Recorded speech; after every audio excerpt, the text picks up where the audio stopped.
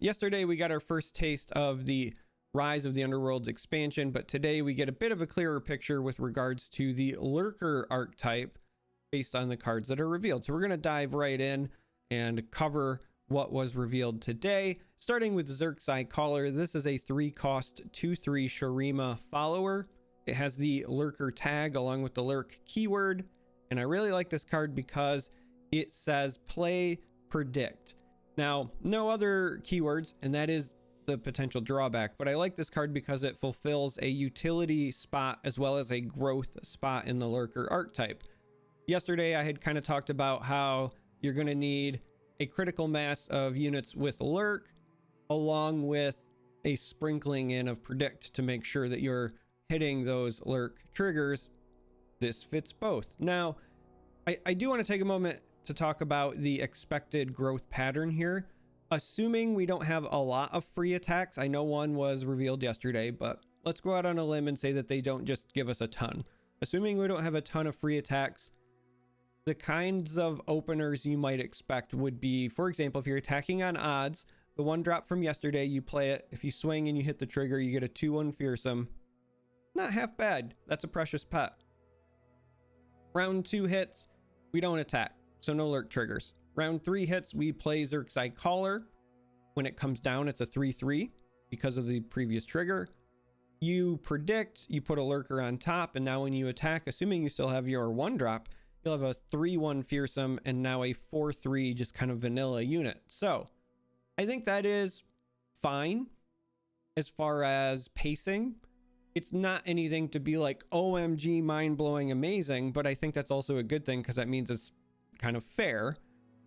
But I do like the play pattern because it's a very mid-range play pattern. I think ultimately this Lurker archetype is going to play very similar to something like Overwhelm, where you just keep playing unit after unit until you eventually hit a point where you have a bunch of value plus units. So what I mean by that is I think Overwhelm works in part because of cards like Yeti that get cheaper and cards like Trapper that give you these 1-cost 5/5s. So you keep playing big unit after big unit, but you hit a point where you have a turn where you play like one impressive unit and then one discounted unit that's also impressive, and that allows you to finally punch through and really start threatening on the board.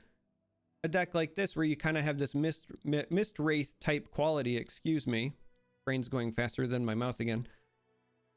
This is the sort of deck where maybe by round 6, if you play, 2 Xerkside Callers, but if they are both 6/3s for 3, that could be very relevant. So ultimately, I think this is going to end up being like a mid-range deck. It will, of course, depend on the champions and what their payoff is, but I like this card in particular, Xerkside Caller, because it fits that bill.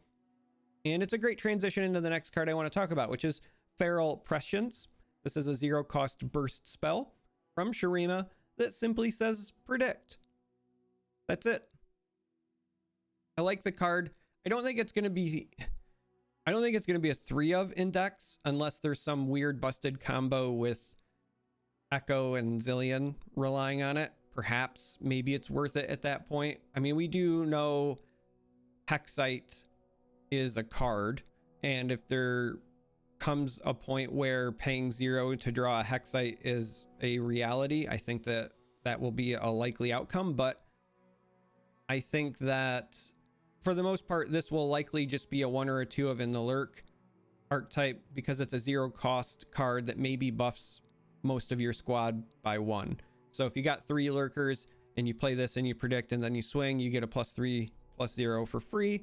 Plus the predict, that's not half bad, but that's kind of what the card is for right now until we see more. I think we got to see more before we can really decide if it's going to end up anywhere else.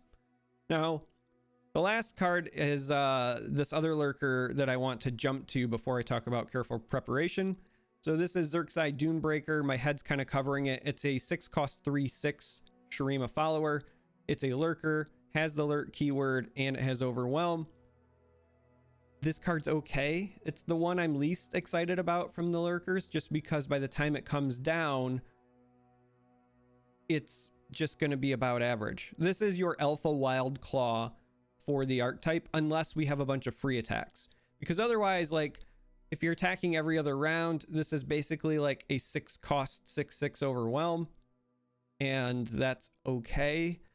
But even if you attack like every round before this comes down, then maybe you get it to a 9/6 where it's better than an Alpha Wild Claw, but nonetheless, it's not a very like exciting card. I think it'll end up seeing play in that archetype, but I don't have a lot to say about it because that's just it. It's a big overwhelm beat stick. So the last card here is Careful Preparation. This is the one I skipped. This is a 3 cost burst spell. To play it, you place a card from your hand into your deck, but then you predict and then you create a copy of the chosen card in hand. There is so much meme potential here, whether it's the Xerkside card that was revealed yesterday, or even stuff like Sumpworks Posse, or there's just a number of cards that exist in the game where I always want multiples of them. I think that this card is fantastic. I don't know if it'll be good or not. I think that depends on what you're trying to find. But the reason that this card excites me is it passes my design snuff test, which is when you see a card, does it inspire you to deck build? Yes. That's all I can say about this card. Yes. When I saw this card, I was like, I can't wait to build around it. And that got me excited. And I don't know if it'll be abusable, like in a broken way, but I want to abuse this card from a deck building standpoint. So that's it for the reveals today. I'm trying to keep today's video pretty short. So I want to know, what do you think about the Lurker archetype so far? What do you hope the champions do to spice it up? Personally, for me, I think we need to find ways to either trigger it consistently every round or trigger it more than once a round. I think that is ultimately what's going to make or break the archetype as far as Lurk goes. But I also want to know, what are your careful preparation memes that you have planned? Let me live your meme dream. Let me know. If you made it this far, I appreciate you. I love you. Thanks as always. And until next time, may you walk on warm sands.